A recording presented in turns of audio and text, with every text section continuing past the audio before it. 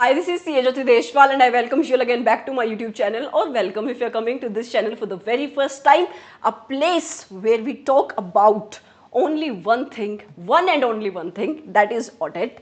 And in today's lecture we are going to talk about audit of consolidated financial statement. CA final audit की level पे इस chapter से आप कितने number का क्वेश्चन एक्सपेक्ट कर सकते हो, 4 से लेकर 5 नंबर का क्वेश्चन आप इस चैप्टर से इजीली एक्सपेक्ट कर सकते हो। और बेस्ट चीज़ इस चैप्टर की ये है कि मोस्ट ऑफ द टाइम्स जो क्वेश्चन पूछा जाता है इस चैप्टर से वो पूछा जाता है आपके एमसीक्यू और केस स्टडीज में। तो डिस्क्रिप्टिव पोर्शन में इस चैप्टर से 1 या 2 ही क्वेश्चन बनता है और बहुत कम चांसेस है कि डिस्क्रिप्टिव पोर्शन में यहां से क्वेश्चन आए। ठीक है, जब मैं रिवाइज कराऊंगी मैं साथ साथ आपको बताती चलूंगी कि आपको कौन सी चीज याद करनी है, कौन सी चीज सिर्फ आपको पढ़नी है और कौन सी चीज आपको पढ़नी भी नहीं है। राइट, मैं आपको बताती चलूंगी कि एमसीक्यूज में कहां कहां पे क्वेश्चन है। राइट, दूसरी बात, मेरी तबीयत ठीक नहीं है तो आपको थोड़ा सा ज़्यादा अपनी एनर्जी को मेंटेन रखना पड़ेगा, क्योंकि मेरी एनर्जी थोड़ी सी कम रहेगी और बीच बीच में आपको ऐसी ऐसी आवाज़ सुनाई दे सकती है जैसे कि ओके ऐसी। तो आप इग्नोर करना उन आवाज़ को और सोचना कि हमारी मैम बीमार है। ठीक है, सो 4 से लेकर 5 नंबर का क्वेश्चन यहाँ पे पूछा जाएगा और बहुत इजीली आप 4 से लेकर 5 नंबर इस चैप्टर से ले सकते हो। Okay, so I am starting with the consolidated financial statement. Before starting with this lecture, if you are coming to this channel for the very first time और आपने अभी तक इस चैनल को सब्सक्राइब नहीं किया है तो आपको किसने पकड़ के रखा है, आप इस चैनल को सब्सक्राइब करो for more videos relating to audit. Right, consolidated financial statement होती क्या है ये देखो। कोई भी कंपनी, जिस कंपनी की कोई सब्सी है, कोई जेवी है या कोई एसोसिएट कंपनी है, सेक्शन नंबर 129, कौन सा section, section number 129 of companies act 2013 कहता है कि उस कंपनी को अपनी खुद की स्टैंड अलोन फाइनेंशियल स्टेटमेंट्स बनाने के साथ साथ एक और फाइनेंशियल स्टेटमेंट्स बनानी पड़ेंगी जो होंगी कंसोलिडेटेड फाइनेंशियल स्टेटमेंट्स। राइट, तो हर एक कंपनी, जिस कंपनी की क्या है, कोई सब्सी है, जेवी है, एसोसिएट है, उस कंपनी को अपनी फाइनेंशियल स्टेटमेंट बनाने के साथ साथ एक और सेट ऑफ फाइनेंशियल स्टेटमेंट्स बनाना पड़ेगा जो होंगी उसकी कंसोलिडेटेड फाइनेंशियल स्टेटमेंट। ये कंसोलिडेटेड फाइनेंशियल स्टेटमेंट्स में क्या होंगे, कंसोलिडेटेड फाइनेंशियल स्टेटमेंट में आपका प्रॉफिट एंड लॉस अकाउंट होगा, बैलेंस शीट होगी, कैश फ्लो स्टेटमेंट होगा, statement of changes in equity होगी एंड नोट्स टू अकाउंट्स होंगे। तो डिफरेंस क्या है आपके एसएफएस और सीएफएस में? डिफरेंस ये है कि जो आपकी कंसोलिडेटेड फाइनेंशियल स्टेटमेंट्स होंगी वो आपकी ग्रुप की पिक्चर को शो करेंगी। राइट, कि आपकी ग्रुप लेवल पे आपकी फाइनेंशियल पोजीशन क्या है ये बताएगी आपकी बैलेंस शीट। ग्रुप लेवल पे आपने कितना रेवेन्यू अर्न किया ये बताएगा आपका profit and loss account. Group level पे आपके कितने खर्चे हुए ये बताएगा आपका profit and loss account. Group level पे आपके कैश फ्लो की पोजीशन क्या है ये बताएगा आपका कैश फ्लो का एनालिसिस। राइट, तो कंसोलिडेटेड फाइनेंशियल स्टेटमेंट्स आपकी ग्रुप लेवल पे पिक्चर शो करती है। राइट, आपको बस इतनी सी इंट्रोडक्शन पता होनी चाहिए। एक और चीज आपको थोड़ी सी पता होनी चाहिए, वो है एएस नंबर 21 और इंडेस नंबर 113, जिसको आप अपने एफआर के सिलेबस में पढ़ते हो, एफआर के चैप्टर में पढ़ते हो, मतलब एफआर के पेपर में पढ़ते हो। राइट, रीजन बीइंग जो आपकी कंसोलिडेशन करने की तरीके हैं, जो प्रिंसिपल है वो कौन बताता है, यही एएस और इंडेस, डिपेंडिंग ऑन कि आपकी एंटिटी के ऊपर एएस एप्लीकेबल होता है या इंडेस एप्लीकेबल होता है। अगर नहीं आता है एएस इंडेस तो ऐसा नहीं है कि आपको चैप्टर समझ में नहीं आएगा, लेकिन ऐसा है कि आपको लॉजिक बहुत अच्छे से समझ में आएंगे अगर आपको थोड़ी सी भी चीजें याद है इस एएस और इस इंडेस की। Right, so now I can start with this lecture finally. Consolidated financial statement क्या होती है मैंने आपको बताया। एग्जाम के पर्सपेक्टिव से ऑडिट के सिलेबस में इस पर्टिकुलर टॉपिक की बिल्कुल कोई भी रेलिवेंस नहीं है, सिर्फ अंडरस्टैंडिंग का टॉपिक है। फिर आता है कि आपकी कंसोलिडेटेड फाइनेंशियल स्टेटमेंट कैसे बननी है, उसके आपको किस प्रिंसिपल्स के ऊपर बनाना है ये कौन बताएगा, एज आई टोल्ड यू ये बताएगा आपका एएस 21 या फिर इंडेस 110, जिसके अंदर प्रिंसिपल लिखे हुए हैं कि आपको कैसे लाइन बाय लाइन आइटम्स को ऐड करना है, कैसे आपको कंसोलिडेशन करनी है। उसके अलावा कंपनीज एक्ट 2013 का शेड्यूल 3 भी बताता है कि आपको कंसोलिडेशन कैसे करनी है। अगेन, क्या एग्जाम में यहाँ से कोई भी क्वेश्चन पूछा जाएगा? नहीं पूछा जाएगा, राइट। फिर आता है अगला टॉपिक जो कहता है कि जो कंसोलिडेटेड फाइनेंशियल स्टेटमेंट है इसके अंदर क्या क्या एलिमेंट्स इंक्लूड होंगे। तो ये मैं आपको बता चुकी हूँ कि जो आपके normal stand alone financial statements के एलिमेंट होते हैं, जैसे कि प्रॉफिट एंड लॉस अकाउंट, जैसे कि balance sheet, cash flow statement, statement of changes in equity and notes to accounts, ये सारी चीज़ें कंसोलिडेटेड फाइनेंशियल स्टेटमेंट का हिस्सा बनेंगी। एग्जाम में अगेन इस पर्टिकुलर क्वेश्चन से कोई भी क्वेश्चन नहीं पूछा जाएगा। समझने की कोशिश करो, 4 से लेकर 5 नंबर का ही क्वेश्चन आएगा, राइट। बहुत हाई चांसेस है सिर्फ 4 नंबर तक का क्वेश्चन आए, और मोस्ट ऑफ द टाइम इस चैप्टर से एमसीक्यू में क्वेश्चन बनता है, तो लिमिटेड स्कोप हो जाता है आपके इस चैप्टर का जहां से क्वेश्चन पूछे जाते हैं। इसी वजह से मैंने आपको इंट्रोडक्शन में ही बोला कि बहुत कम मेहनत करके आप इजीली 4 नंबर सिक्योर कर सकते हो, छोड़ने की नीड नहीं है चैप्टर को, राइट। अब आता है वो पोर्शन जहां से एग्जाम में क्वेश्चन पूछा जाता है, और वो है section number 129 of companies act 2013। क्या कहता है ये सेक्शन? इस सेक्शन का सब सेक्शन नंबर 3 कहता है कि हर एक वो कंपनी, कौन सी कंपनी, जहां पे जिस भी कंपनी की एक या उससे ज्यादा सब्सिडरीज है, जेवी है, एसोसिएट्स है, तो उस कंपनी को अपनी स्टैंड अलोन फाइनेंशियल स्टेटमेंट्स बनाने के साथ साथ और भी एक सेट ऑफ फाइनेंशियल स्टेटमेंट्स बनाना पड़ेगा, जिसको कहते हैं कंसोलिडेटेड फाइनेंशियल स्टेटमेंट्स। दूसरी चीज, किस फॉर्म में, किस मैनर में वो एंटिटी अपनी सीएफएस को बनाएगी, वो एंटिटी अपनी सीएफएस को उसी फॉर्म, उसी मैनर में बनाएगी जिस फॉर्म, जिस मैनर में उस एंटिटी ने अपनी स्टैंड अलोन फाइनेंशियल स्टेटमेंट को बनाया है। ऐसा कहता है section number 129 sub section number 3, right. उसके बाद section number 129 sub section number 4 कहता है कि जो भी प्रोविजन, जिस भी बेसिस पे आपकी कंपनी ने अपनी फाइनेंशियल स्टेटमेंट बनाई, उसकी प्रेजेंटेशन करी, वो प्रिंसिपल मुतत्तिस मुतंडिस किसके ऊपर एप्लीकेबल हो जाएंगे? सीएफएस के ऊपर एप्लीकेबल हो जाएंगे। इंपॉर्टेंट सब सेक्शन कौन सा है?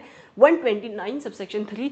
इस सब सेक्शन की वर्डिंग आपको बाय हार्ट याद होनी चाहिए, right. Moving forward to another topic, ये कहता है कि जो भी कंसोलिडेटेड फाइनेंशियल स्टेटमेंट आपकी कंपनी बनाएगी, उन सीएफएस को रखा जाएगा आपके बोर्ड के सामने। बोर्ड उन कंसोलिडेटेड फाइनेंशियल स्टेटमेंट का अप्रूवल देगा, फिर उसकी साइनिंग होगी। उसके साथ साथ एक जो इंपॉर्टेंट पॉइंट है जहां से एग्जाम में एमसीक्यू में क्वेश्चन पूछा जा सकता है, वो है कि आपकी कंपनी कंसोलिडेटेड फाइनेंशियल स्टेटमेंट के साथ साथ एक स्टेटमेंट अटैच करेगी, और वो स्टेटमेंट किस फॉर्म में होगी? वो स्टेटमेंट होगी फॉर्म नंबर AOC1 की फॉर्म में होगी, और इस स्टेटमेंट के अंदर इंक्लूड क्या होगा? जो भी सब्सिडरीज, जिन सब्सिडरीज की कंसोलिडेशन आपकी एंटिटी ने अपनी फाइनेंशियल स्टेटमेंट्स में करी है, उन सब्सिडरीज की फाइनेंशियल स्टेटमेंट्स के फीचर्स होंगे, साइलेंट फीचर्स होंगे, राइट। उसके बाद आता है सेक्शन नंबर 129 सब सेक्शन 6। ये सेक्शन आपकी सेंट्रल गवर्नमेंट को पावर देता है। ये सेक्शन कहता है कि सेंट्रल गवर्नमेंट या तो सुओ मोटो, मतलब खुद से, या तो अगर कोई सेंट्रल गवर्नमेंट को एप्लीकेशन देता है तो सेंट्रल गवर्नमेंट चाहे तो किसी क्लास ऑफ कंपनीज या किसी एक पर्टिकुलर कंपनी को एग्जेम्प्ट कर सकती है कंसोलिडेशन की रिक्वायरमेंट से, या फिर रिक्वायरमेंट लगा सकती है किसी भी क्लास या क्लासेस ऑफ कंपनी के ऊपर कंसोलिडेशन की। जब वो एग्जम्पशन देगी, exemption can be subject to condition और it may be without any conditions, right. दोबारा से बता देती हूँ, सेक्शन नंबर 129 में सबसे इंपॉर्टेंट सेक्शन कौन सा है? सेक्शन नंबर 129 का सब सेक्शन नंबर 3, जो क्या कहता है कि हर एक वो कंपनी, जिस कंपनी की एक से ज्यादा सब्सिडरीज हैं, जेवी है, एसोसिएट है, उस कंपनी को अपनी स्टैंड अलोन फाइनेंशियल स्टेटमेंट बनाने के साथ साथ सीएफएस बनानी पड़ेगी, और वो सीएफएस उसी फॉर्म, उसी मैनर में बनाएगी जिस फॉर्म, जिस मैनर में उस एंटिटी ने, उस कंपनी ने अपनी एसएफएस बनाई है, राइट। बाकी ये सारे के सारे एमसीक्यू के पर्सपेक्टिव से इंपॉर्टेंट है, ऑल्दो अगर मैं बोलूँ तो यहाँ से कोई क्वेश्चन पूछे जाने के चांसेस बिल्कुल ही ना के बराबर हैं। Moving forward to another topic, consolidation होगी कैसे? कंसोलिडेशन होगी आपकी एएस और शेड्यूल 3 की रिक्वायरमेंट के अकॉर्डिंग। जो प्रिंसिपल कंसोलिडेशन के एएस इंडियस में लिखे हैं, उसके साथ साथ शेड्यूल 3 ऑफ कंपनीज एक्ट 2013 जो भी कंसोलिडेशन की रिक्वायरमेंट लगाता है, उसके अकॉर्डिंग आपको कंसोलिडेशन करनी है। और जहां पे आपका एएस और इंडियस कुछ भी नहीं बोलता कंसोलिडेशन को लेकर, उस केस में इट विल बी सफिशिएंट अगर आपकी एंटिटी, अगर आपकी company make the consolidation as per the requirement of schedule number 3। क्या यहां से क्वेश्चन पूछा जाता है? यस, एक आधे नंबर का एमसीक्यू में यहां से क्वेश्चन पूछा गया है, तो आपको ये चीज पता होनी चाहिए। फिर आता है एक बहुत ही स्टार मार्क क्वेश्चन, जहां से बार बार क्वेश्चन पूछा जाता है, वो है कि कंसोलिडेशन की रिक्वायरमेंट किन किन कंपनीज के ऊपर एप्लीकेबल नहीं होती। तो ये पॉइंट कहता है कि हर एक वो कंपनी जो इन 3 कंडीशंस को सेटिस्फाई करेगी। कौन कौन सी है वो 3 कंडीशन?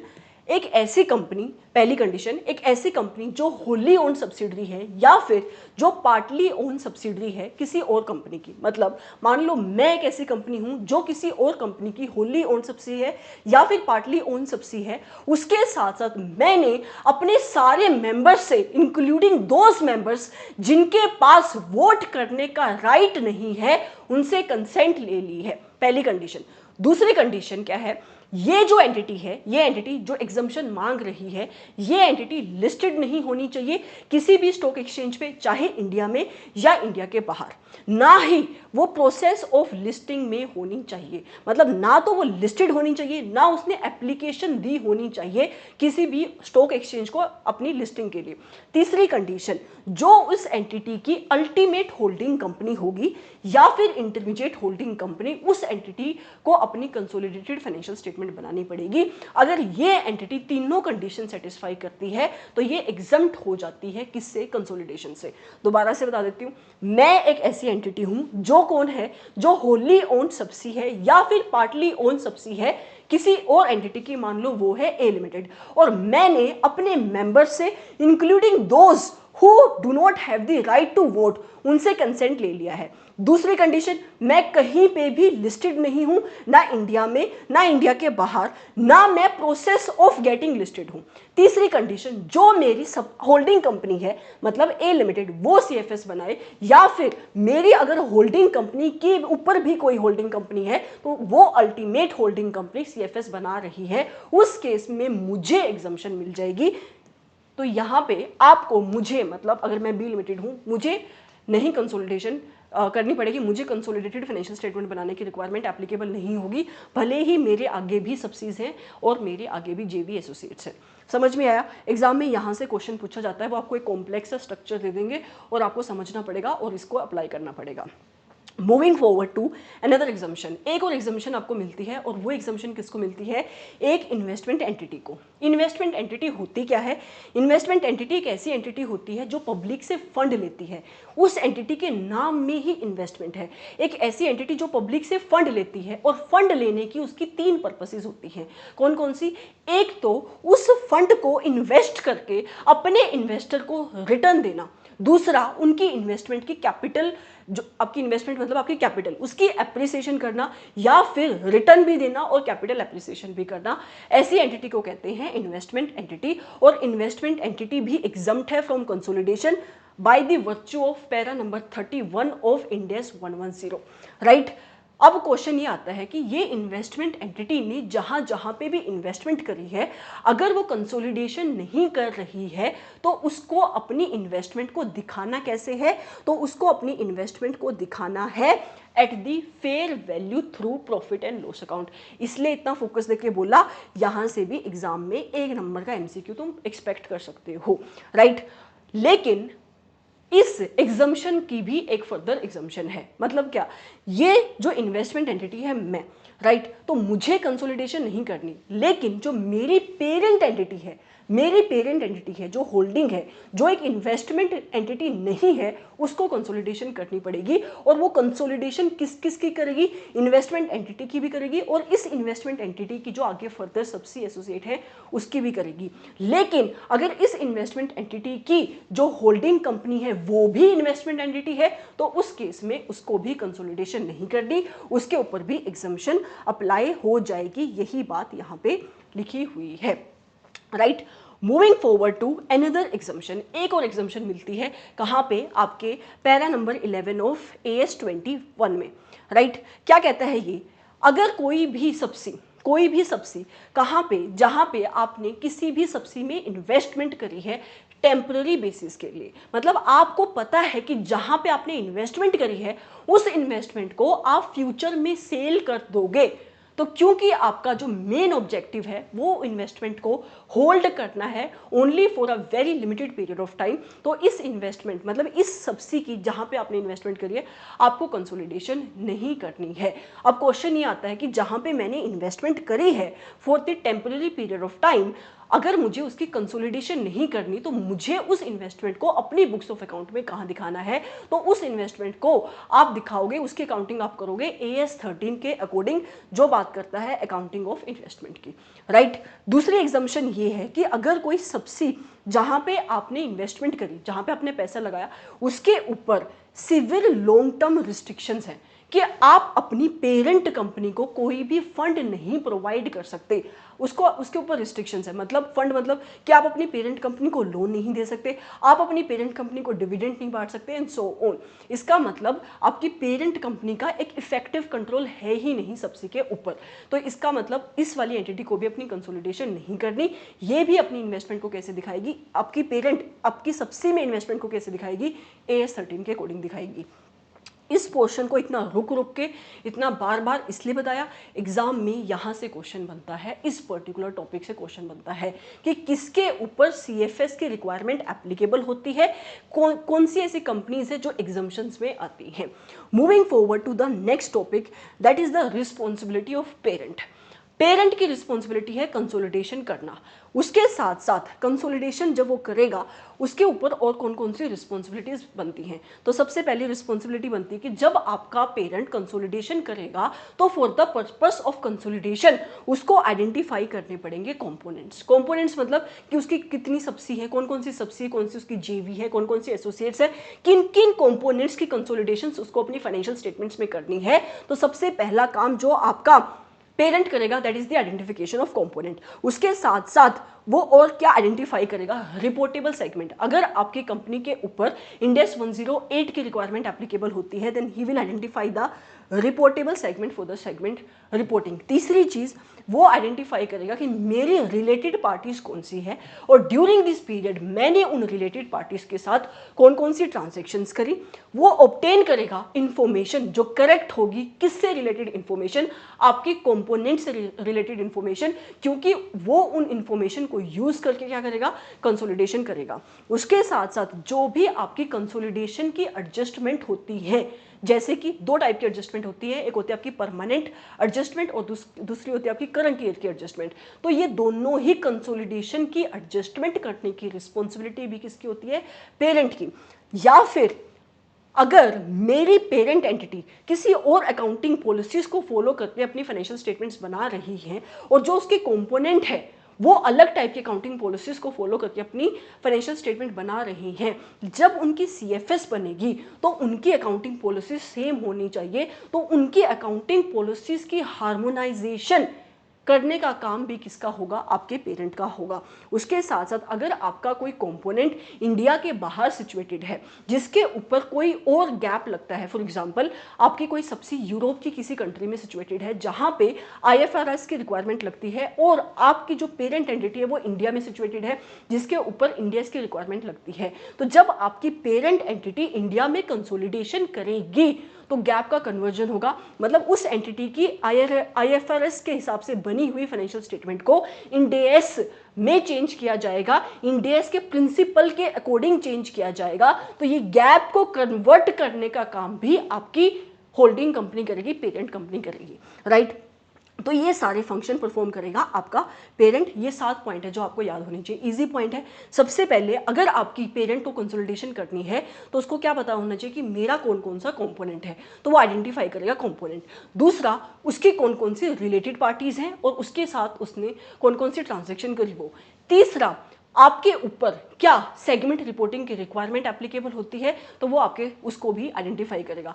चौथा पॉइंट, अगर आपकी पेरेंट की अकाउंटिंग पॉलिसीज और आपके accounting policies of your component में कोई डिफरेंस है तो उनकी हार्मोनाइजेशन करने का काम भी आपका पेरेंट ही करेगा। उसके साथ साथ अगर आपका कोई कंपोनेंट इंडिया के बाहर सिचुएटेड है उस केस में जो गैप की कन्वर्जन का काम है वो कौन करेगा? आपका पेरेंट ही करेगा। तो ये सारे फंक्शन आपका पेरेंट परफॉर्म करता है। उसके साथ साथ जो आपका पेरेंट होता है वो ग्रुप लेवल पे एक मैनुअल इशू करता है जिसके अंदर इंस्ट्रक्शंस होती हैं कि आपकी जो ग्रुप में, जो भी आपकी ग्रुप में जेवीज हैं, एसोसिएट हैं, सब्सिडरीज हैं, जब वो अपनी फाइनेंशियल स्टेटमेंट्स बनाएंगी उनको कौन कौन से अकाउंटिंग पॉलिसीज फॉलो करनी चाहिए, किस टाइप की डिस्क्लोजर्स देनी चाहिए एंड सो ऑन। ये फंक्शन भी आपका पेरेंट ही करता है, right. Moving forward to the responsibilities of auditor. आपके ऑडिटर का क्या काम है? तो आपके ऑडिटर का काम है ओपिनियन देना। किस चीज के ऊपर ओपिनियन देना? कि जो भी कंसोलिडेटेड फाइनेंशियल स्टेटमेंट है, क्या वो consolidated financial statement as per the applicable financial reporting framework बनाई गई या नहीं बनाई गई। और आपका ऑडिटर का ऑब्जेक्टिव क्या होगा in the audit? Is to satisfy himself. पहली बात मैं आपको बता चुकी हूं कि जो भी सीएफएस है क्या वो फाइनेंशियल रिपोर्टिंग फ्रेमवर्क के अकॉर्डिंग बनी या नहीं बनी।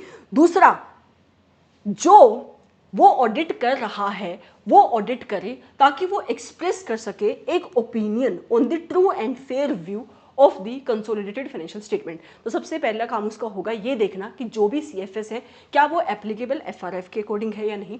दूसरा, उसको ओपिनियन देना about the true and fair position of your entity. तीसरा, जो आपके प्रॉपर्टी के मैटर्स होते हैं जिसके रिलेशन में आपके ऑडिटर को इंक्वायरी करनी पड़ती है अंडर सेक्शन 143 सबसेक्शन 1, उन मैटर्स के ऊपर इंक्वायरी करना। फिर आते हैं आपके सेक्शन नंबर 143 सबसेक्शन नंबर 3 के जो मैटर्स हैं इंक्लूडिंग रूल नंबर 11 के जो मैटर्स हैं उनके ऊपर अपनी रिपोर्ट को देना और ये वैलिडेट करना कि जो भी आपकी कंपनी जिस भी बेसिस पे अपनी सीएफएस बना रही है क्या वो basis as per applicable financial reporting framework है या नहीं है। इन सारी चीज़ों को आपका काम करने की रिस्पॉन्सिबिलिटी किसकी होती है? आपके ऑडिटर की होती है, राइट। मैं थोड़ी सी स्लो इसलिए चल रही हूँ बिकॉज मेरी तबीयत नहीं ठीक है। I hope you will be able to understand that. Moving forward to the next topic that talks about the materiality. अभी तक दोबारा से बता देती हूँ जो हमारा मेन टॉपिक है जो एग्जाम में पूछा जाएगा दैट इज सेक्शन नंबर 129 कि किसके ऊपर एप्लीकेबिलिटी लगती है कंसोलिडेशन की। दूसरा, वो एग्जाम्पशन कि कौन सी वो एंटिटी है जो 3 कंडीशन को सेटिस्फाई करेगी और उसको कंसोलिडेशन नहीं करनी। तीसरी, जो आपके इंडेस 110 की एग्जाम्पशन है जो एक इन्वेस्टमेंट एंटिटी को मिली है। चौथी, वो आपकी एएस की 2 एग्जाम्पशन जो उस एंटिटी को मिलती है जो आपकी एंटिटी अपनी फाइनेंशियल स्टेटमेंट को एएस के बेसिस पे बनाती है और जो अपनी इन्वेस्टमेंट कर रही है टेम्पररी बेसिस पे, मतलब उसको फ्यूचर में उस इन्वेस्टमेंट को डिस्पोज ऑफ करना है या फिर वो इन्वेस्टमेंट के ऊपर बहुत ज़्यादा लॉन्ग टर्म सीवियर रिस्ट्रिक्शंस लगी हुई हैं कि आपकी सबसे कंपनी आपके पेरेंट को कोई भी फंड नहीं दे सकती तो उसको कंसोलिडेशन नहीं करनी। उसके बाद हमने देखा कंसोलिडेशन करने की रिस्पॉन्सिबिलिटी किसकी? आपके पेरेंट की। पेरेंट अगर जब कंसोलिडेशन करेगा तो वो क्या क्या काम करेगा ये हमने देखा। उसके बाद आपके ऑडिटर की रिस्पॉन्सिबिलिटी क्या? ओपिनियन देने की, ये देखने की कि जो भी कंसोलिडेटेड फाइनेंशियल स्टेटमेंट आपकी एंटिटी ने बनाई क्या वो as per applicable financial reporting framework थी या नहीं। उसके बाद सेक्शन नंबर 143 सबसेक्शन 1 के मैटर्स, 143 सबसेक्शन 3 के मैटर्स और जो आपकी कंपनी की पॉलिसीज हैं, जो आपकी कंपनी का फ्रेमवर्क है कंसोलिडेशन का, क्या वो as per acceptable financial reporting framework है या नहीं, ये देखने का। इतना सी चीज आपको याद होनी चाहिए। Moving forward to the materiality level. अब ये concept I am not sure कि पुराने सिलेबस में है या नहीं, but it is a important thing जो आपको पता होनी चाहिए।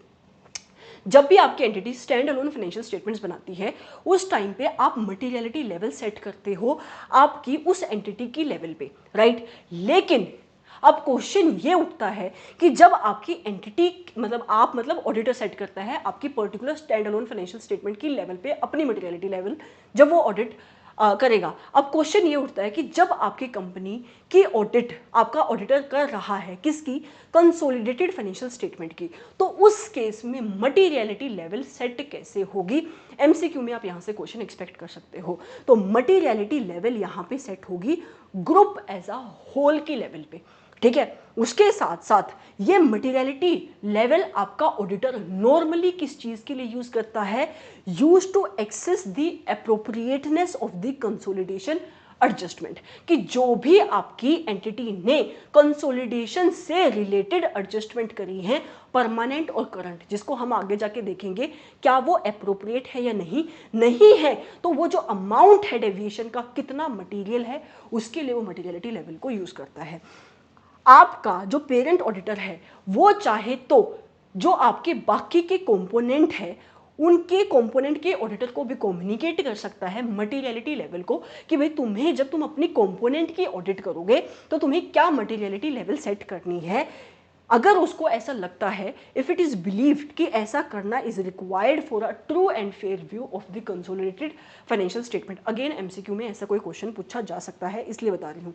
आपका प्रिंसिपल ऑडिटर आपके बाकी के जो कंपोनेंट ऑडिटर्स हैं उनसे कंफर्मेशन लेता है रिगार्डिंग द इंडिपेंडेंस, कि इंडिपेंडेंस की रिक्वायरमेंट तुम कंप्लाई कर रहे हो, कोड ऑफ एथिक्स तुम्हारे ऊपर जो भी रिक्वायरमेंट लगाता है तुम उसको कंप्लाई कर रहे हो, या कोई भी डिस्क्लोजर से रिलेटिंग रिक्वायरमेंट जो एंटिटी के ऊपर लगती है तुम उसको कंप्लाई कर रहे हो, तुम उससे कंफर्मेशन लेते हो। एमसीक्यू में तुम यहाँ से क्वेश्चन एक्सपेक्ट कर सकते हो। मैंने ही इसको एक कंसेप्ट बनाया है, आपकी जो स्टडी मटेरियल है उसमें बहुत ही डिसऑर्टेड वे में, मतलब बहुत ही स्कैटर्ड वे में ये चीज़ें लिखी हुई थी। मैंने इसको सिर्फ कंसेप्ट बना के यहाँ पे लिख दिया कि अगर एमसीक्यू में एक आधी लाइन से उठा के क्वेश्चन बनता है तो आपको पता होना चाहिए, तो आप इसको सिर्फ रीड करना, याद करने की ज़रूरत नहीं है। याद करने वाले पॉइंट क्या है मैंने आपको बताया अभी। Moving forward to the audit of the consolidation, कि जब आपका ऑडिटर अब ऑडिट करने जाएगा तो वो ऑडिट करेगा कैसे। एज यूजुअल सबसे पहले उसको क्या करनी पड़ेगी, planning of the audit, right. तो before commencing the audit of the CFS, audit को शुरू करने से पहले काम क्या करोगे, तुम करोगे प्लानिंग। और प्लानिंग के साथ साथ तुम किन किन चीज़ों को कंसिडर करोगे, तुम अंडरस्टैंड करोगे ग्रुप का स्ट्रक्चर। अगर तुम कंसोलिडेटेड फाइनेंशियल स्टेटमेंट्स की ऑडिट कर रहे हो तो तुम्हें सबसे पहले पता होना चाहिए उस ग्रुप का स्ट्रक्चर, कि कौन किसकी होल्डिंग है, किसमें किसकी कितनी इन्वेस्टमेंट है, कौन किसकी जेवी है, एसोसिएट है, ये सब कुछ। तो तुम्हारी रिस्पॉन्सिबिलिटी क्या होगी, तुम ग्रुप का स्ट्रक्चर अंडरस्टैंड करोगे, उसके साथ साथ ग्रुप लेवल पे जो कंट्रोल्स लगे हुए हैं उसको अंडरस्टैंड करोगे, क्या क्या आईटी के सिस्टम्स यूज होते हैं उसको अंडरस्टैंड करोगे, उन आईटी से रिलेटेड जनरल कंट्रोल्स कौन से लगे हुए हैं उसको अंडरस्टैंड करोगे। इन शॉर्ट आपका ऑडिटर ग्रुप लेवल पे एंटिटी को समझ रहा है, उसके इन्वायरमेंट को समझ रहा है, ग्रुप के स्ट्रक्चर को समझ रहा है, वहां पे लगे हुए कंट्रोल्स को समझ रहा है। दूसरा पॉइंट, आपका ऑडिटर अंडरस्टैंड करेगा अकाउंटिंग पॉलिसीज क्या है पेरेंट की, और अकाउंटिंग पॉलिसीज क्या है उसके कंपोनेंट की, जिन कंपोनेंट की कंसोलिडेशन होगी आपकी एंटिटी की फाइनेंशियल स्टेटमेंट पे। मैंने आपको बताया हार्मोनाइजेशन ऑफ अकाउंटिंग पॉलिसीज होना इंपॉर्टेंट है। तो आपका ऑडिटर अंडरस्टैंड करेगा कि मेरी जो पेरेंट एंटिटी है वो किस मेथड से डेप्रिसिएशन लगाती है, मेरे जो कंपोनेंट्स हैं वो किस मेथड से डेप्रिसिएशन लगाते हैं, किस टाइप की अकाउंटिंग पॉलिसीज वो फॉलो कर रहे हैं। तीसरी चीज, आपका ऑडिटर इस अंडरस्टैंडिंग के बेसिस पे अपना प्रोग्राम बनाएगा, वो डिसाइड करेगा nature, time, extent of audit procedures क्या होगा। उसके साथ साथ क्या उसको अदर ऑडिटर्स जो आपके कंपोनेंट के ऑडिटर्स हैं उनके काम को यूज करना है, नहीं करना है, यहां पे कौन सा स्टैंडर्ड एप्लीकेबल होगा, एसए नंबर 600, इस चीज को भी वो प्लानिंग के टाइम पे ही डिसाइड करेगा। और कोऑर्डिनेशन कैसे होगी उन कंपोनेंट के ऑडिटर और आपके प्रिंसिपल ऑडिटर के काम के बीच में, ये भी आपका ऑडिटर प्लानिंग के टाइम पे ही डिसाइड करेगा। तो सबसे पहले अगर आपको ऑडिट करनी है सीएफएस की तो आप प्लानिंग करोगे और इन सारी चीज़ों को कंसिडर करोगे, राइट। एक बार तुम जब प्लानिंग कर लोगे उसके बाद तुम्हें ऑडिट करनी है, और ऑडिट प्रोसीजर्स क्या क्या फॉलो करेगा आपका ऑडिटर, यहां से भी एग्जाम में क्वेश्चन पूछा जा सकता है। सबसे पहले तुम क्या करोगे, तुम मैनेजमेंट को बोलोगे मैनेजमेंट मुझे लिस्ट दो। कौन सी लिस्ट, ऊपर मैनेजमेंट ने अपने कंपोनेंट्स आइडेंटिफाई किए थे ना कि मेरी कौन सी सब्सी है, मेरी कितनी जेवी है, कहाँ कहाँ पे है। तो ऐसा करो मैनेजमेंट मुझे लिस्ट दो ऑफ द कंपोनेंट जिनकी तुमने कंसोलिडेशन करी है अपनी कंसोलिडेटेड फाइनेंशियल स्टेटमेंट में, ठीक है। पहली चीज़ ये मांगोगे। दूसरी चीज़, तुम रिव्यू करोगे कि जो भी इंफॉर्मेशन तुम्हारे मैनेजमेंट ने तुम्हें प्रोवाइड करी है जब तुम आइडेंटिफाई कर रहे होगे ऑफ द कंपोनेंट, मतलब आपका ऑडिटर भी देखेगा कि जो कंपोनेंट आपके मैनेजमेंट ने आइडेंटिफाई करे हैं वो सही है या नहीं कि सही है, इसके लिए वो मैनेजमेंट की दी हुई इंफॉर्मेशन का रिव्यू करेगा। तीसरी चीज, आपका ऑडिटर वेरीफाई करेगा सारे के सारे कंपोनेंट को ये देखने के लिए कि जिन कंपोनेंट को आपके मैनेजमेंट ने अपनी कंसोलिडेटेड फाइनेंशियल स्टेटमेंट्स में इंक्लूड किया है क्या उनका इंक्लूजन होना चाहिए था, और जिनको नहीं किया क्या उनके ऊपर एग्जम्पशन की रिक्वायरमेंट लगती थी, मतलब दोज उनकी कंसोलिडेशन करने की रिक्वायरमेंट नहीं थी, ये भी आपका ऑडिटर देखेगा। मतलब इन शॉर्ट वो इंश्योर कर रहा है कि जो भी कंपोनेंट आपकी कंसोलिडेटेड फाइनेंशियल स्टेटमेंट्स में इंक्लूडेड हैं वो कंप्लीट हैं। और कंप्लीटनेस को इंश्योर करने के लिए वो कौन कौन से ऑडिट प्रोसीजर्स परफॉर्म कर सकता है। नंबर 1, अगर पिछले साल भी वही ऑडिटर था तो वो क्या करेगा, पिछले साल के वर्किंग पेपर्स को रिव्यू कर लेगा और वहां पे देखेगा कि पिछले साल कौन से कंपोनेंट्स थे। दूसरी चीज, वो आइडेंटिफाई करेगा मैनेजमेंट से, आपके पेरेंट से उसके प्रोसीजर को समझेगा कि पेरेंट तुम कैसे आइडेंटिफाई करते हो अपने कंपोनेंट्स को।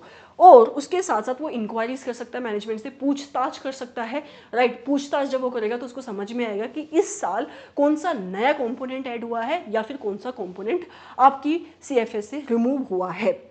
वो आपके पेरेंट की इन्वेस्टमेंट को रिव्यू करेगा कि मेरे पेरेंट ने इस साल कहाँ कहाँ इन्वेस्टमेंट करी या फिर मेरे कंपोनेंट ने कहाँ कहाँ इन्वेस्टमेंट करी, क्या जो इन्वेस्टमेंट करी वो सेटिस्फाई करती हैं कंसोलिडेशन की रिक्वायरमेंट को, और अगर सेटिस्फाई करती हैं तो क्या उनकी भी कंसोलिडेशन हुई। जेवी जॉइंट अरेंजमेंट जो आपके इंडेस 1:1 में आता है उनको भी आपको कंसोलिडेट करना पड़ता है, तो उनको भी आपका ऑडिटर रिव्यू करेगा। उसके साथ साथ वो रिव्यू करेगा कि अदर टाइप ऑफ अरेंजमेंट जो आपके पेरेंट ने एंटर करी, क्या वो अरेंजमेंट कंसोलिडेशन की रिक्वायरमेंट को सेटिस्फाई करती है या नहीं करती है। आपकी कंपनी को section number 186 of companies act में एक रजिस्टर मेंटेन करना पड़ता है इन्वेस्टमेंट को लेकर, उसको भी आपका ऑडिटर वेरीफाई कर सकता है, चेक कर सकता है, उसको आइडिया हो जाएगा कि किसके इन्वेस्टमेंट है कितनी, और ड्यूरिंग द ईयर कितनी इन्वेस्टमेंट हुई और कहाँ पे कंसोलिडेशन होनी चाहिए। During the year share holding का चेंज वो वेरीफाई कर सकता है। शेयर होल्डिंग के चेंज से ही विल कम टू नो कि क्या कोई ऐसी इन्वेस्टमेंट है जो पहले कंसोलिडेशन नहीं होनी चाहिए थी पर अभी क्योंकि हमने उसमें होल्डिंग बढ़ा दी है अब उसकी कंसोलिडेशन होनी चाहिए, राइट। तो ये सारी चीज़ें वो कंपोनेंट को वेरीफाई करने के लिए कर सकता है। एग्जाम में सिर्फ इस एक पर्टिकुलर पोर्शन से ही अलग से क्वेश्चन पूछा जा सकता है कि आपका ऑडिटर कंप्लीटनेस ऑफ कंपोनेंट को वेरीफाई करने के लिए कौन कौन से ऑडिट प्रोसीजर्स परफॉर्म करेगा, तो ये सारी चीज़ें वो चेक कर सकता है। एक पॉइंट मैं बताने वाली हूँ which is very important understand करना। आपका ऑडिटर चाहे तो आपके बोर्ड ऑफ डायरेक्टर्स की जो मीटिंग हुई है, कब, रिपोर्टिंग पीरियड खत्म होने के बाद, बैलेंस शीट डेट खत्म हो गई उसके बाद आपके बोर्ड ऑफ डायरेक्टर्स मीटिंग कर रहे हैं, तो आपका ऑडिटर उस मीटिंग की मिनट चेक कर सकता है। पर्पस क्या है, पर्पस है ये देखना कि उस बैलेंस शीट डेट के बाद आपकी कंपनी ने कहीं किसी इन्वेस्टमेंट को सेल तो नहीं किया। क्यों देखना चाहता है आपका ऑडिटर, कहीं ऐसा तो नहीं जिस एंटिटी की, जिस भी इन्वेस्टमेंट की, जिस भी एंटिटी की आपकी कंपनी ने कंसोलिडेशन करी है वो इन्वेस्टमेंट टेम्पररी पर्पस की थी और आपकी एंटिटी ने फाइनेंशियल स्टेटमेंट मतलब आपका रिपोर्टिंग पीरियड बंद होने के बाद उसको सेल कर दिया, जबकि एक्चुअल में उसकी कंसोलिडेशन होनी ही नहीं थी। इस चीज़ को वेरीफाई आपका ऑडिटर मिनट से कर सकता है। Okay, moving forward to special consideration. Exam में यहां से तुम क्वेश्चन एक्सपेक्ट कर सकते हो डिस्क्रिप्टिव पोर्शन में, राइट। दो टाइप की कंसिडरेशन होती है, दो टाइप की आपकी कंसोलिडेशन की एडजस्टमेंट होती है। एक होती है परमानेंट कंसोलिडेशन एडजस्टमेंट, एक होती है आपकी current consolidation adjustment. Permanent consolidation adjustment का मतलब है जब भी आप कहीं पे इन्वेस्टमेंट करोगे, जब भी आपने एक्विजिशन करी, राइट, तो डेट ऑफ एक्विजिशन पे जब तुम एंट्री डालते हो, राइट, उस टाइम पे जब तुम गुडविल निकालते हो या कैपिटल रिजर्व निकालते हो उसको कहते हैं आपकी परमानेंट कंसोलिडेशन एडजस्टमेंट। मतलब जो एडजस्टमेंट सिर्फ एक बार होंगी जब तुम एक्वायर करोगे इंटरेस्ट, या फिर अगर स्टेप एक्विजिशन है दोबारा से जब तुमने एक्वायर किया इंटरेस्ट, उस टाइम पे जो तुम एंट्री पास करोगे, जो तुम एडजस्टमेंट करोगे उसको कहते हैं परमानेंट कंसोलिडेशन एडजस्टमेंट। कितने टाइप की होती हैं, दो टाइप की। मतलब क्या क्या चीज़ें होती हैं परमानेंट कंसोलिडेशन एडजस्टमेंट में, इसको समझने के लिए आपको थोड़ा सा इंडेस का एक कंसेप्ट पता होना चाहिए कि जब भी आप कंसोलिडेशन करते हो तो आप एंट्री क्या डालते हो, on the date of acquisition आप अपने एसेट को डेबिट करते हो फेयर वैल्यू से, क्रेडिट करते हो अपनी लाइबिलिटी को फेयर वैल्यू से, यहाँ पे परचेज कंसिडरेशन लिखते हो, और अगर बैलेंस आता है डेबिट तो उसको कहते हो गुडविल, और अगर आपकी बैलेंसिंग फिगर आती है आपकी क्रेडिट उसको कहते हो आप कैपिटल रिजर्व। तो कितने टाइप की आपकी कंसोलिडेशन एडजस्टमेंट होंगी परमानेंट, वो होंगी दो टाइप की। आपको डिटरमाइन करनी है गुडविल और आपको डिटरमाइन करना है कैपिटल रिजर्व, राइट। उसके साथ साथ एक और चीज़ निकलती है इस डेट को, वो होता है आपका NCI, that is non controlling interest या फिर minority interest. Okay, non controlling interest Ind AS में वर्ड यूज है और माइनॉरिटी इंटरेस्ट एएस में वर्ड यूज है, राइट। तो ये दो चीजें आपके परमानेंट कंसोलिडेशन एडजस्टमेंट का हिस्सा बनती है। अब क्वेश्चन ही आता है वेरिफिकेशन के पॉइंट्स क्या होंगे, आपका ऑडिटर क्या चेक करेगा? आपका ऑडिटर यही चेक करेगा कि जो भी गुडविल की कैलकुलेशन आपकी पेरेंट ने करी on the date of acquisition, जो भी कैपिटल रिजर्व्स उसने कैलकुलेट करे, माइनॉरिटी इंटरेस्ट उसने कैलकुलेट किया, नॉन कंट्रोलिंग इंटरेस्ट उसने कैलकुलेट किया, क्या वो उसने अप्रोप्रिएट कैलकुलेट किया या नहीं कैलकुलेट किया, इस चीज़ को आपको देखना है। उसके साथ साथ particular attention should be given to the determination of pre-acquisition reserves of the component। आपको याद होगा डेट ऑफ एक्विजिशन से पहले का रिजर्व जिसको कहते हैं प्री एक्विजिशन रिजर्व्स, और डेट ऑफ एक्विजिशन के बाद का रिजर्व जिसको कहते हैं पोस्ट एक्विजिशन रिजर्व्स, उसकी ट्रीटमेंट अलग अलग होती है। आपने ये चीज़ इंडेस 113 या फिर AS 21 में सीखी होगी उनकी अकाउंटिंग। तो ये कह रहा है कि आपका ऑडिटर पर्टिकुलर अटेंशन देगा कि आपकी जो पेरेंट है वो प्री एक्विजिशन रिजर्व को कैसे डिटरमाइन करती है। उसके साथ साथ जो प्री एक्विजिशन रिजर्व्स है क्या उसकी एलोकेशन अप्रोप्रिएटली हो रही है, किसके बीच में, पेरेंट और आपके माइनॉरिटी इंटरेस्ट के बीच में या फिर पेरेंट या नॉन कंट्रोलिंग इंटरेस्ट के बीच में।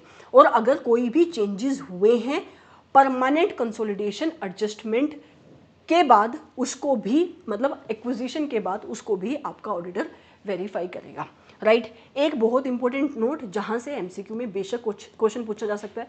मान लो आपकी एंटिटी ने एक सब्सी, उसकी दो सब्सी हैं, सब्सी नंबर 1, एक होगी उसकी सब्सी नंबर 2, ठीक है। उसने जब एक्विजिशन करी तो यहाँ पे जब उसने एंट्री डाली तो उसको निकल कर आया गुडविल, मतलब जब यहाँ पे उसने कंसोलिडेशन की एंट्री डाली डेट ऑफ एक्विजिशन पे तो उसको निकल के आया गुडविल, यहाँ पे जब उसने एंट्री डाली तो उसको निकल कर आया कैपिटल रिजर्व्स। आपकी एंटिटी ने जब कंसोलिडेटेड फाइनेंशियल स्टेटमेंट बनाई, इस गुडविल और इस कैपिटल रिजर्व को नेट ऑफ करके लिख दिया है। समझ में आया सिचुएशन क्या है? तो ये कहता है कि इन सच केसेस, ऐसे केसेस में जहां पे आपने गुडविल और कैपिटल रिजर्व को नेट ऑफ कर दिया है in the consolidated financial statement, उस केस में आपके ऑडिटर को वेरीफाई करना पड़ेगा कि गुडविल का ग्रॉस अमाउंट कितना था और आपके कैपिटल रिजर्व का ग्रॉस अमाउंट कितना था, और इस चीज को भी इंश्योर करना पड़ेगा whether the same has been properly disclosed in the financial statements और not. Okay, moving forward to the current period की कंसोलिडेशन एडजस्टमेंट। आपकी जो एंटिटी हर साल एडजस्टमेंट करती है, जब भी वो अपनी फाइनेंशियल स्टेटमेंट बनाती है, किस किस टाइप की एडजस्टमेंट करती होगी? एक तो आपकी इंटर कंपनी के जो बैलेंसेस होते हैं उनको एलिमिनेट करने की ट्रांजैक्शन, उनको एलिमिनेट करने की एडजस्टमेंट। उसके अलावा जो भी, मान लो इंटर कंपनी के बैलेंसेस क्या क्या हो सकते हैं, अगर आपकी इंटर कंपनी की इंडेटनेस है, राइट। दूसरा, आपका इंटर कंपनी का कोई अनरियलाइज्ड प्रॉफिट है, अनरियलाइज्ड प्रॉफिट की वजह से डेफर्ड टैक्स एसेट या लाइबिलिटी जो भी राइज हो रही है एज पर इंडेस 12, उनकी एडजस्टमेंट, अकाउंटिंग पॉलिसीज की हार्मोनाइजेशन। तो ये सारी चीज़ें तो हर साल होंगी जब जब आपकी एंटिटी कंसोलिडेटेड फाइनेंशियल स्टेटमेंट बनाएगी।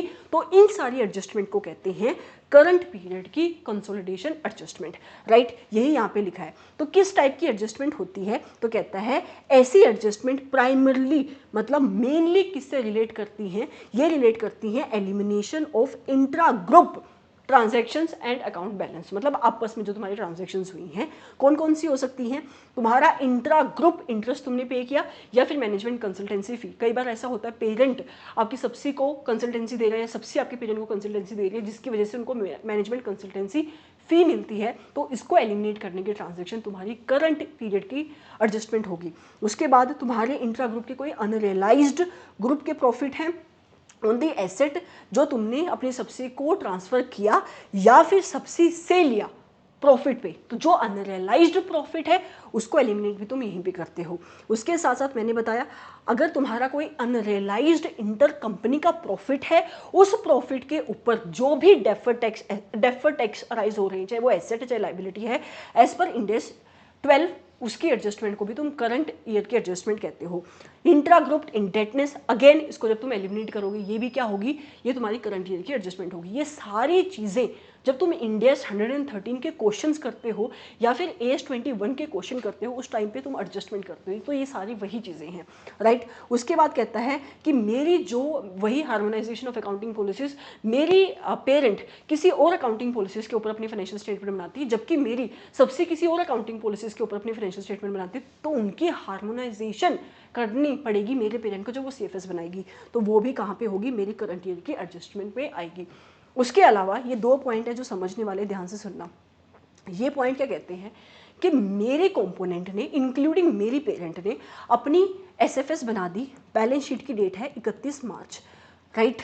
31 मार्च के बाद जो भी इवेंट हुए, लेकिन वो इवेंट जो आपकी ग्रुप की ऑडिटर्स रिपोर्ट से पहले हुए, मतलब CFS की जो ऑडिट है उसकी रिपोर्ट से पहले हुए, इसको भी तुम क्या कहोगे, सब्सिक्वेंट इवेंट, राइट।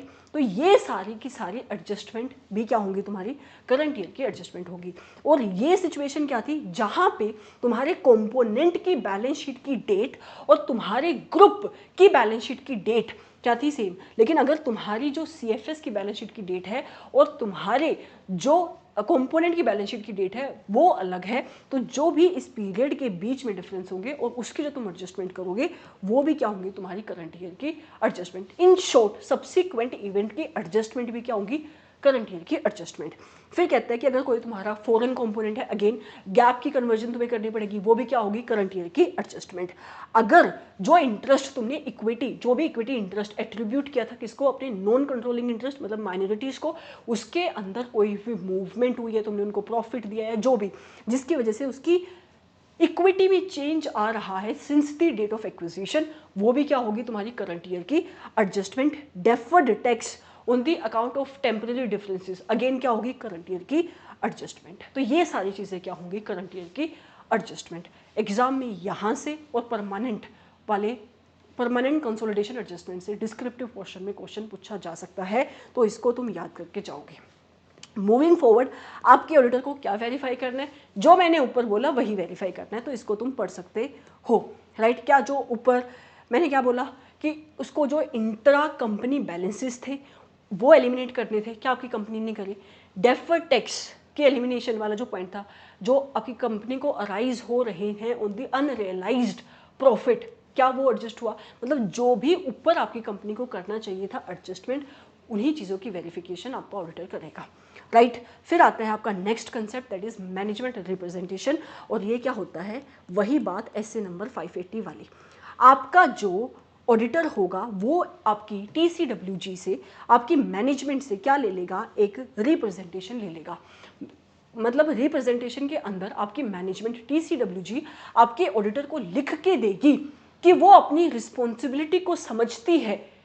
कौन सी रिस्पॉन्सिबिलिटी, कि उसको कंसोलिडेटेड फाइनेंशियल स्टेटमेंट बनानी है as per the requirement of financial reporting framework. और कौन कौन से एग्जाम्पल्स हैं आपके रिप्रेजेंटेशन के, मतलब किस किस एरिया में रिप्रेजेंटेशन ली जा सकती है। नंबर 1 कि जो भी कंपोनेंट हैं जिनकी कंसोलिडेशन आपकी मैनेजमेंट को अपनी कंसोलिडेटेड फाइनेंशियल स्टेटमेंट में करनी चाहिए थी, आपकी मैनेजमेंट ने उनकी कंसोलिडेशन अपनी फाइनेंशियल स्टेटमेंट में की, एक रिटर्न रिप्रेजेंटेशन लिख के ले लेगा आपका ऑडिटर आपकी मैनेजमेंट से। दूसरा, जितने भी रिपोर्टेबल सेगमेंट थे जिनके ऊपर सेगमेंट रिपोर्टिंग की रिक्वायरमेंट एप्लीकेबल होती थी एज पर इंड AS 108, क्या वो आइडेंटिफाई करे, ये भी लिख के ले लेगा।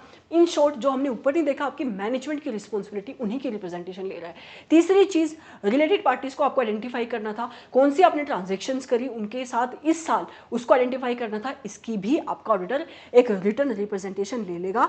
और वो ये भी लिखेगा कि इस चीज को भी लिख के ले लेगा आपकी मैनेजमेंट से कि जो भी आपको परमानेंट कंसोलिडेशन की एडजस्टमेंट करनी थी, करंट ईयर में जो आपको ऊपर कंसोलिडेशन की एडजस्टमेंट करनी थी, आपने उन एडजस्टमेंट को अप्रोप्रिएटली किया है, कंप्लीटली किया है, ये सारे के रिलेशन में आपको रिटन रिप्रेजेंटेशन ले लेगा। अब आता है बहुत ही इंपॉर्टेंट कंसेप्ट जो है रिपोर्टिंग का। यहाँ पे अलग अलग सिचुएशंस बनेगी, मैं आपको सिचुएशन बताती जाऊंगी, आप समझते जाना कि अगर एक पर्टिकुलर सिचुएशन है, उस सिचुएशन में आपको आपके सीएफएस के ऑडिटर को अपनी ऑडिट रिपोर्ट में रिपोर्टिंग कैसे करनी है।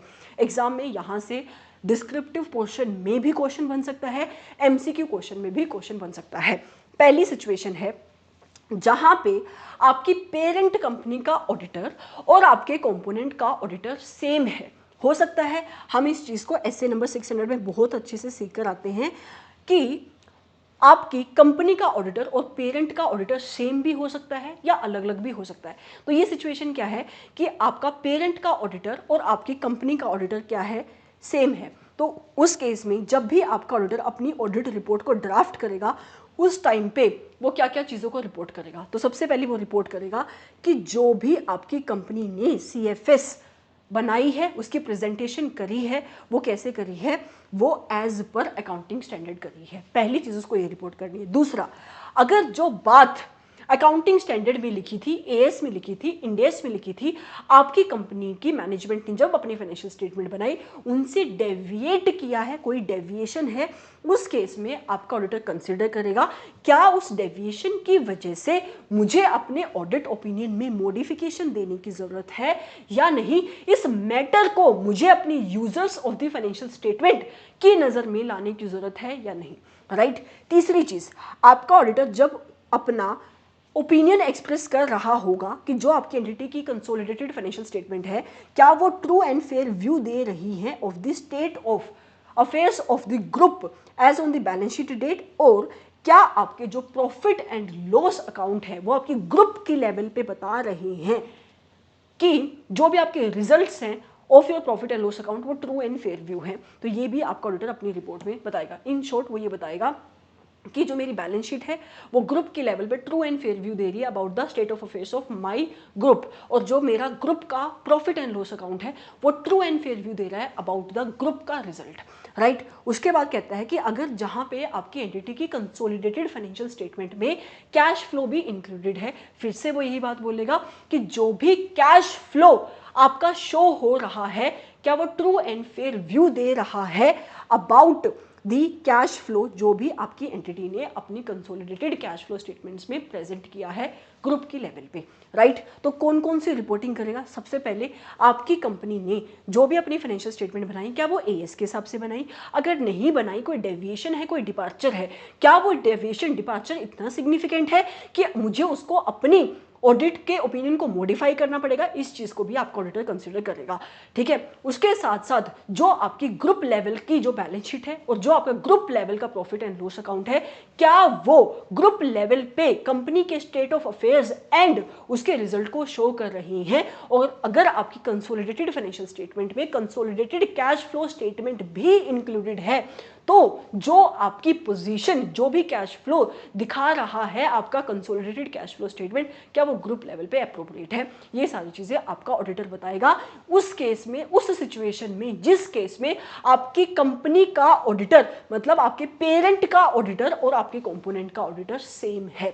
फिर आती है दूसरी सिचुएशन जहां पे आपके पेरेंट का ऑडिटर और आपका कंपोनेंट का ऑडिटर सेम नहीं है, पेरेंट का ऑडिटर कोई और है, कंपोनेंट का ऑडिटर कोई और है। उस केस में कहता है रिपोर्टिंग कैसे होगी जो एसए नंबर 600 में लिखी है, ओके। उसके आगे अगर आपके ऑडिटर को सही लगता है कि उसको कोई रेफरेंस देनी है अदर ऑडिटर्स की अपनी ऑडिट रिपोर्ट में तो वो उस चीज को भी क्लियरली मतलब उसकी रेफरेंस दे सकता है, और जब वो रेफरेंस देगा तो वो ये डिस्क्लोज करेगा कि कितना पोर्शन ऑफ दी इस कंसोलिडेटेड फाइनेंशियल स्टेटमेंट का कितना पोर्शन, कितना परसेंटेज कंपोनेंट के ऑडिटर्स ने ऑडिट किया है, राइट। और वो कैसे डिस्क्लोज कर सकता है, वो एक एप्रोप्रिएट अमाउंट बता सकता है रुपये के टर्म में कि 20 करोड़ के एसेट कंपोनेंट के ऑडिटर्स ने ऑडिट करे, या फिर वो ये बोल सकता है कि 20% ऑफ द टोटल एसेट जो मेरी सीएफएस की फाइनेंशियल स्टेटमेंट में आ रही हैं वो मेरे कंपोनेंट के ऑडिटर ने ऑडिट करे,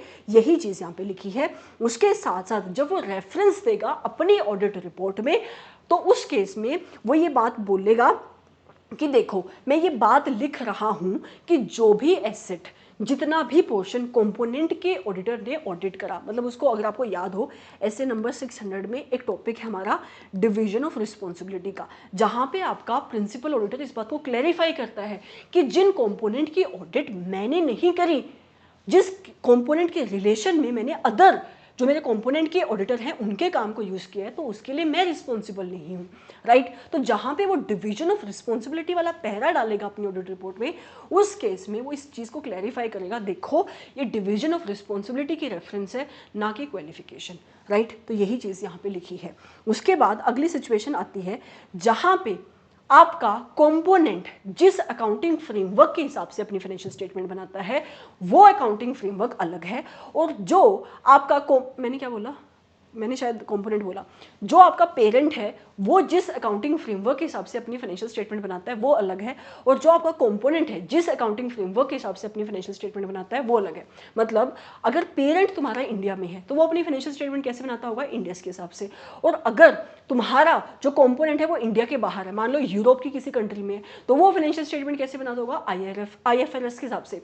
तो उस केस में अगर अकाउंटिंग फ्रेमवर्क डिफरेंट है तो आपकी रिपोर्टिंग कैसे होगी, तो कहता है आपकी कंपोनेंट की फाइनेंशियल स्टेटमेंट अगर प्रिपेयर होती हैं एक ऐसे अकाउंटिंग फ्रेमवर्क के according which is different from the parent का अकाउंटिंग फ्रेमवर्क, मतलब जिस फ्रेमवर्क के अकॉर्डिंग आपका पेरेंट अपनी CFS बनाएगा वो डिफरेंट है, उस केस में हमने ऊपर भी देखा आपके पेरेंट की रिस्पॉन्सिबिलिटी है कि उसको क्या करना है, उसको आपकी कंपोनेंट की फाइनेंशियल स्टेटमेंट के फ्रेमवर्क को चेंज करना पड़ेगा, मतलब उसकी फाइनेंशियल स्टेटमेंट जो IFRS के हिसाब से बनी है उनका कन्वर्जन करना पड़ेगा इंडेस में, ठीक है। उसके बाद कहता है कन्वर्जन एडजस्टमेंट, जब कन्वर्जन एडजस्टमेंट वो कर देगा उसकी ऑडिट कौन करेगा, आपका प्रिंसिपल ऑडिटर, टू इंश्योर कि जो भी फाइनेंशियल इंफॉर्मेशन आपके कंपोनेंट की है वो सूटेबल है, वो अप्रोप्रिएट है for the purpose of consolidation.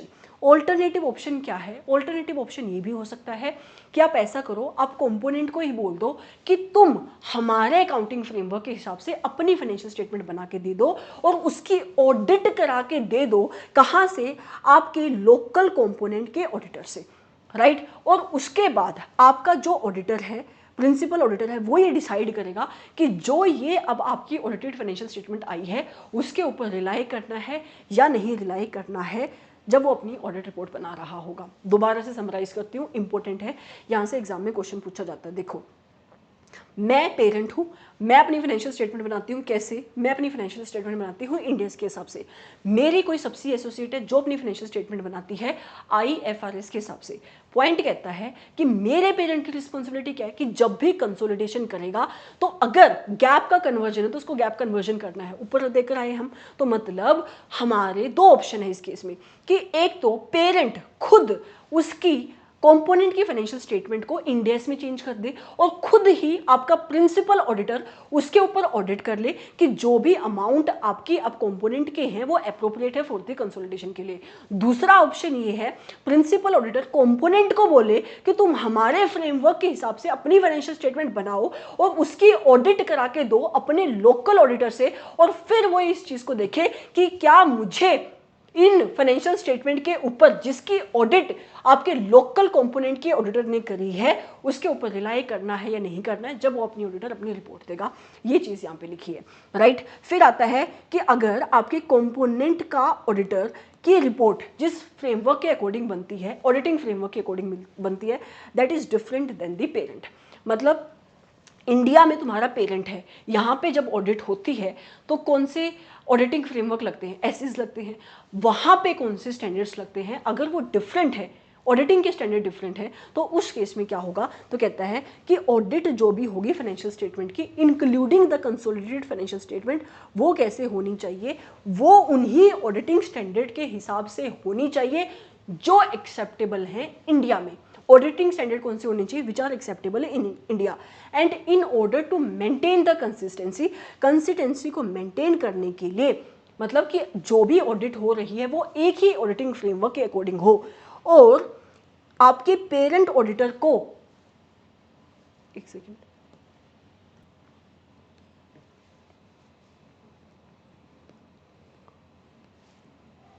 Okay,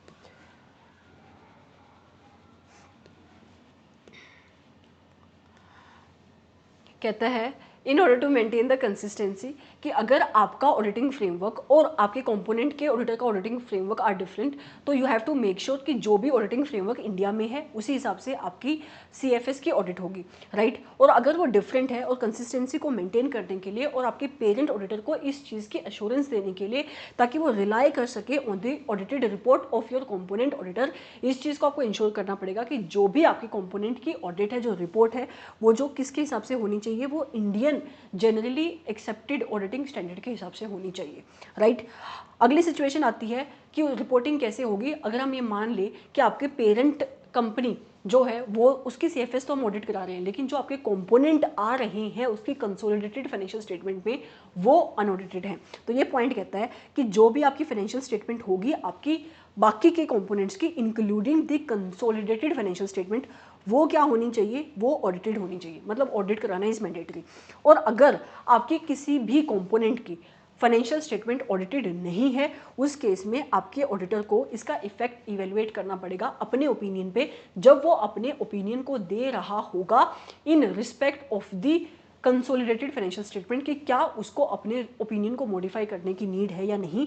इसका रीज़न ये है कि जो भी आपके कंपोनेंट आ रहे हैं उनके रिलेशन में आपके ऑडिटर ने sufficient and appropriate audit evidences collect ही नहीं करे, क्योंकि उन कंपोनेंट की ऑडिट किसी ने करी ही नहीं। इस वजह से उसको इवेलुएट करना पड़ेगा कि क्या उसको मॉडिफिकेशन देने की नीड है या नहीं, as per SA number 705, right. So this was your entire chapter.